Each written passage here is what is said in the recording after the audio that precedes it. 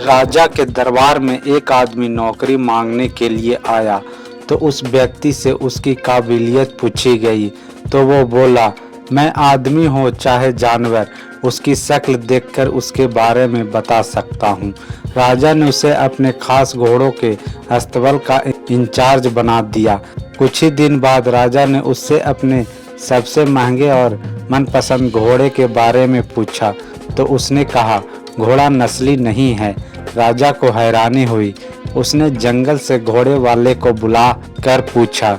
उसने बताया, घोड़ा नस्ली तो है पर इसके पैदा होते ही इसकी मां मर गई थी, इसलिए वे एक गाय का दूध पीकर उसके साथ पला बढ़ा है। राजा ने अपने नौकर को बुलाया और पूछा, तुमको कैसे पता चला कि घोड़ा नस्ली नहीं है? उसने कहा, जब ये घास खाता है तो गायों की तरह सर नीचे करके खाता है, जबकि नस्ली घोड़ा घास मुंह में लेकर सर उठा लेता है। राजा उसकी काबिलियत से बहुत खुश हुआ।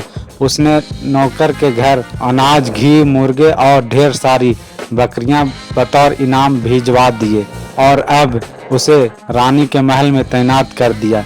कुछ दिनों बाद राजा ने उससे रानी के बारे में राय मांगी।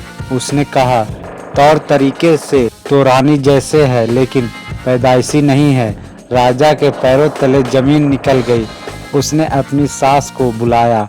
सास ने कहा, ये हकीकत है कि आपके पिताजी ने मेरे पति से हमारी बेटी की पैदाइश पर ही रिश्ता मांग लिया था, लेकिन हमारी बेटी 6 महीने में ही मर गई थी। लिहाजा हमने आपके रजवाड़े से करीबी रखने के लिए किसी और की बच्ची को अपनी बेटी बना लिया। राजा ने फिर अपने नौकर से पूछा, तुमको कैसे पता चला? उसने कहा, रानी साहिबा का नौकरों के साथ सुलूक गवारों से भी बुरा है। एक खानदानी इंसान का दूसरों से व्यवहार करने का एक तरीका होता है जो रानी साहिबा में बिल्कुल नहीं है। राजा फिर उसकी पारखी नज़रों से खुश हुआ और फिर से बहुत सारा अनाज, भेड़, बकरियां बतौर इनाम दिए। साथ ही उसे अपने दरबार में तैनात कर लिया। कुछ वक्त गुजरा।